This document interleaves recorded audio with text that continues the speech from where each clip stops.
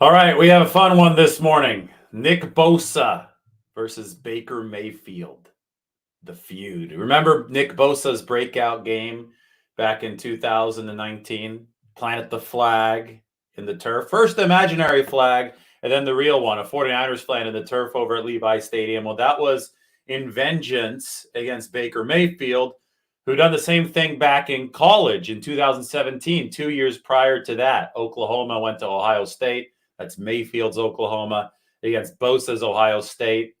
Oklahoma got him in that game. That was Lincoln Riley's first big win there on the road. And I think it was like 31-16. It was a nice win for the Sooners. And Mayfield went to midfield, planted the Ohio State flag there, planted the Oklahoma flag there on the Ohio State logo at midfield. Bosa didn't take kindly to it. So he waited in silence because Nick Bosa doesn't talk a whole lot. He waited in silence for a couple years.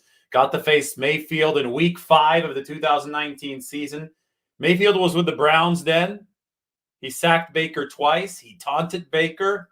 The full quote I put down in this article, it's one of the closing quotes. It's great. He just say Baker, Baker. And he said this at the bottom of the huddle, so it was hilarious. And it was funny to see Nick Bosa recount how he taunted Baker Mayfield. And then obviously he did the flag plant.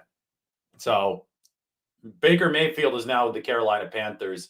Nick Bosa hasn't seen him since tomorrow's going to be exactly actually the 3-year anniversary. It was October 7th, 2019, when the Browns and Mayfield came to Levi Stadium. So this game coming up is going to be about 3 years to the day since Bosa and Mayfield first met. And get your popcorn ready because I think that the 49ers and Bosa are probably going to rack up a few more sacks. Don't forget either of those two games, though, in 2019. Those were two of Bosa's breakout performances. First was the game against the Browns, and that was Mayfield. And then was the game against the Panthers, who the 49ers are playing on Sunday. That was a little bit later, a few weeks later, and the 49ers won that game 51-13. Bosa had 3 sacks in that game, and then he had the epic 46-yard return that almost turned into a pick 6 interception there. Kyle Allen was the quarterback for the Carolina Panthers in that blowout. So between those two games in the first half of the 2019 season, Nick Bosa racked up 5 sacks and let us know that he was one of the truly emergent defensive talents in the NFL. Now, this year, I feel that Nick Bosa is the best defensive player in the NFL. And I respect Micah Parsons, but Nick Bosa's numbers are blowing Micah Parsons out of the water here through 4 weeks. Bosa's got 30 pressures. Parsons only has 22. I mean, that's an insane gap, and that's coming off the 14 pressure game, which was the most recorded by Pro Football Focus since 2014 when J.J. Watt had a 15 pressure game. So Nick Bosa is doing prime J.J. Watt stuff, plus maybe a little bit more. He's actually leading the league in sacks with 6. He's been a good run defender. He just overpowered whoever the Rams put in front of him the other day. First, Nick was trying to work that speed rush against both tackles, Havenstein and Joe Noteboom. And then later in the game, he just said, screw it, I'm going to go to power. These guys are tired. I'm going to go to power. And he just, I mean, within the span of like 2 seconds, maybe even 1.5 seconds, he just backed Havenstein. Noteboom. I think he got Havenstein on power too, but Noteboom was just on skates against Nick Bosa, and that pocket would collapse so quickly against Matt Stafford. I was just tweeting about this. I talked so much about Jimmy Garoppolo and getting the ball off in 2.44 seconds. The Rams didn't get any sacks, only 5 pressures. Whereas on the other side, the 49ers got 36 sacks, 36 pressures, and 7 sacks. Well, Matthew Stafford's average time to from snap to release was 2.9 seconds. That's much higher than 2.4 seconds. I think to have a chance in this game, Matthew Stafford would have had to have been about a half second faster at 2.4. But that is a testament to the 49ers coverage in this game. They made Stafford double clutch. They made Stafford hesitant.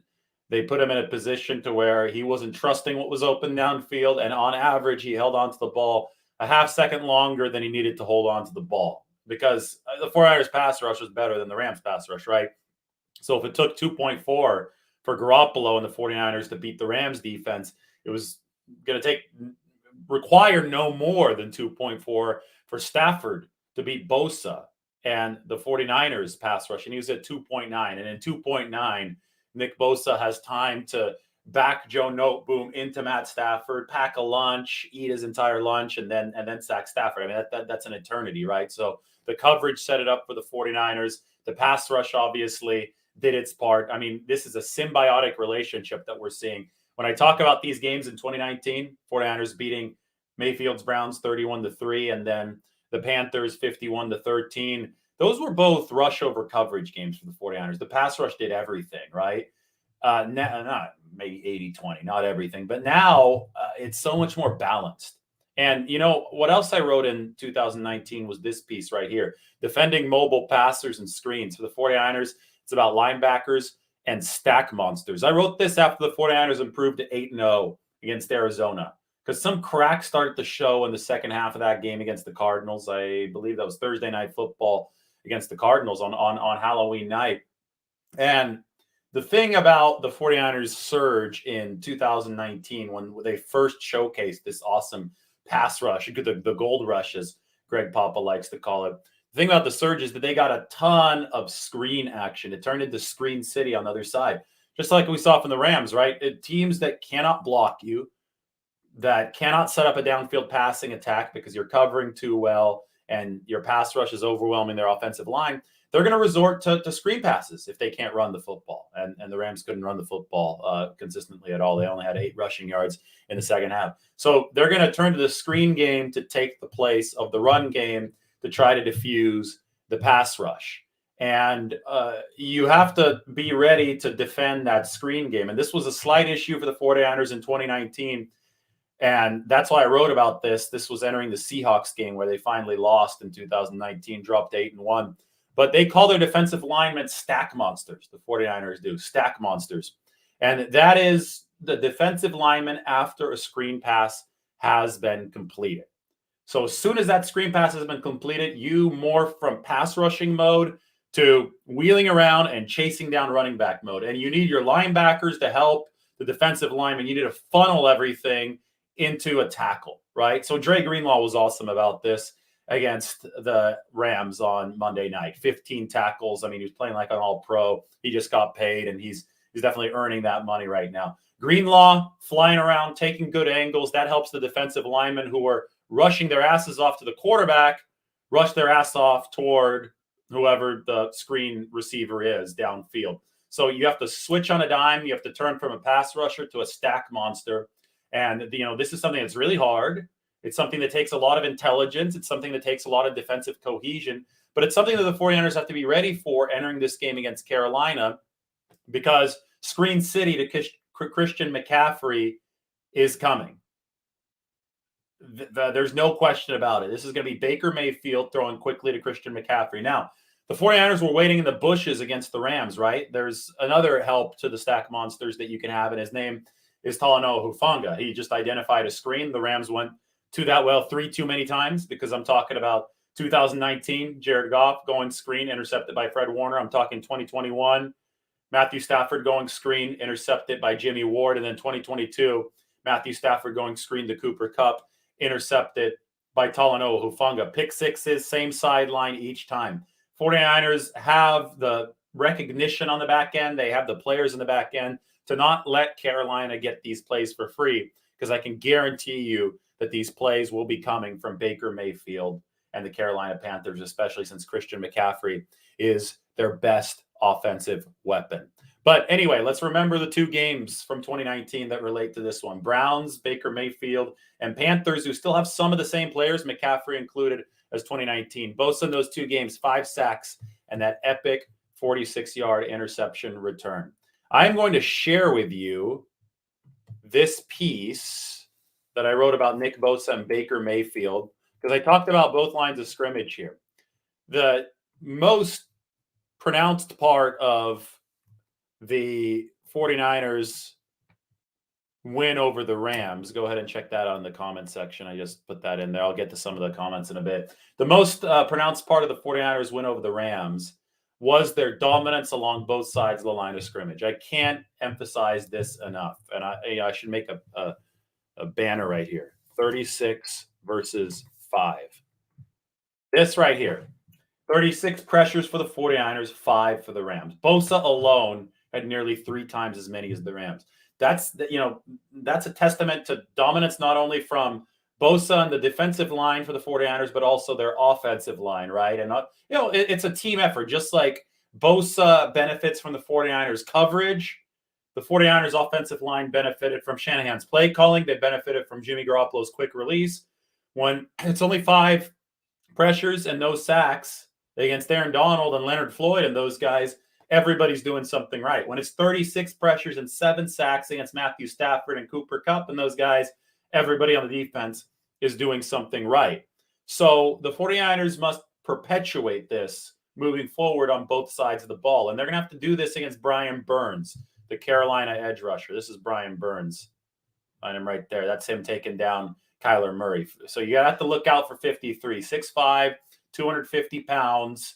First round draft pick in 2019, number 16 overall pick to the Carolina Panthers. That was the same draft that Nick Bosa went number 2 to the 49ers. So that was a productive edge rushing class, as you can see here.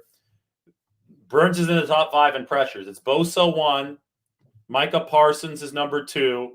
Josh Allen, not the quarterback, the pass rusher from the Jacksonville Jaguars, is number 3. Although I'm sure if you put Josh Allen, the quarterback, in an edge rusher, he might get some of his own as well. That guy's just built like an edge rusher, but he plays QB for the Bills.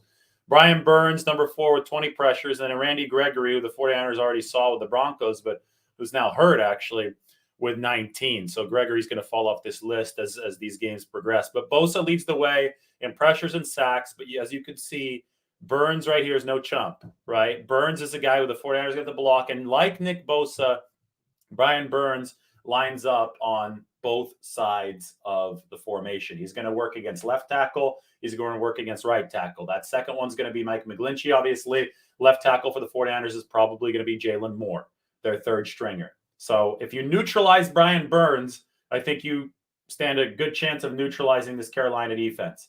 Now, Carolina could say if we neutralize Nick Bosa, we stand a good chance of neutralizing the 49ers defense, but that wouldn't be true because the 49ers have 3 of the top 25 edge rushers in terms of pressures this year. They also have Samson Ebukam.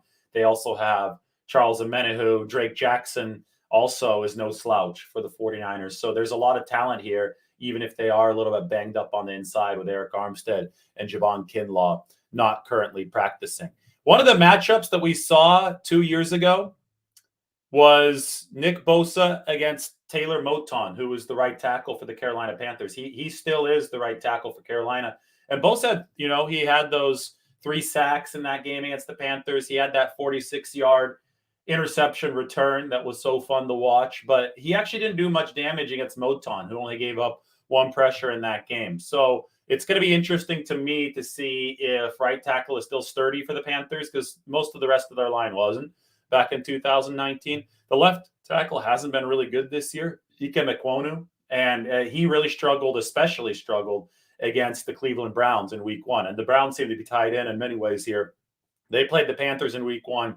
We know the Browns have a good pass rush. Myles Garrett 8 in week 1.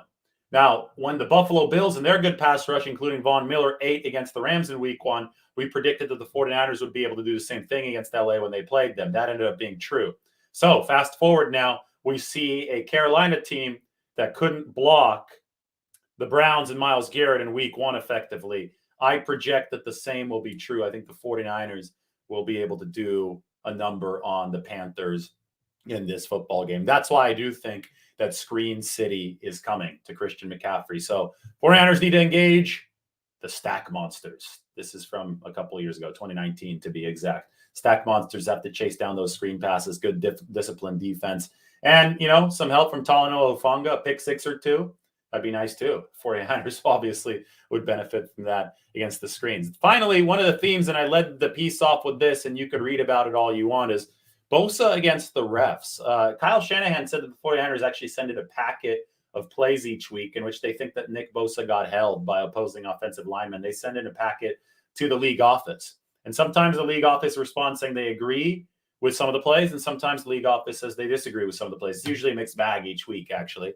And long story short, as the sunlight starting to come in, started to peek through the fog here in the city. Long story short, the 49ers do think that Nick Bosa is getting held, just like fans do think he's getting held, and they want more calls. And there was a hilarious exchange that you'll have to read about in the article that I'm going to go ahead and put into the chat section right now between Bosa and an official. It's hilarious, but it might be frustrating to some 49ers fans. So go ahead and check that out. It is in the comment section.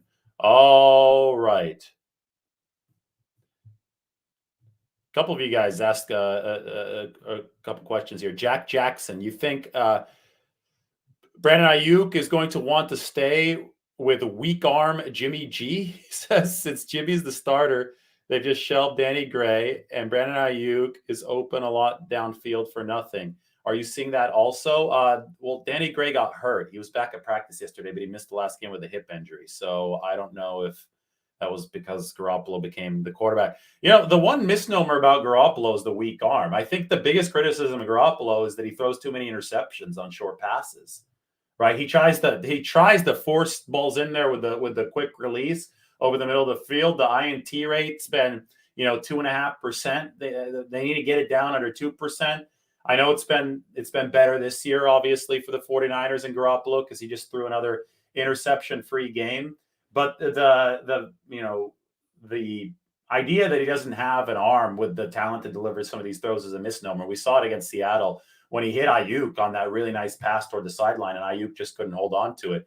Ayuk didn't get open against Denver. Patrick Surtain blanketed Ayuk against Denver, and he did get open, I thought, at a more effective rate against the Rams. But the one play that people are complaining about was a perfect pass from Garoppolo to George Kittle in the back of the end zone, and there was a really good chance that Aaron Donald would have batted down any potential attempt to Brandon Ayuk. So I'm not seeing Jimmy Garoppolo not hitting Brandon Ayuk and Ayuk getting open for nothing. I'm seeing 2.44 seconds snap to release. That's really fast.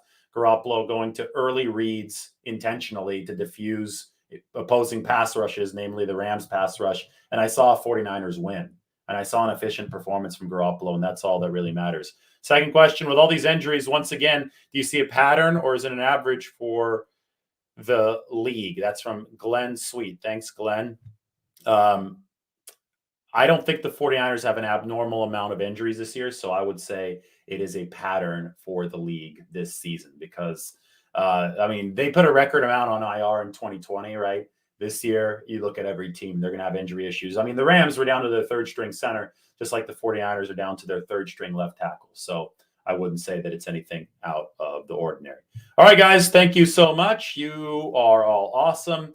Make sure to check it out. Nick Bosa, his reunion with Baker Mayfield highlights the 49ers-Panthers matchup. Everybody have a great Thursday. I'm going to be back on very shortly, so stay tuned. Take care, guys.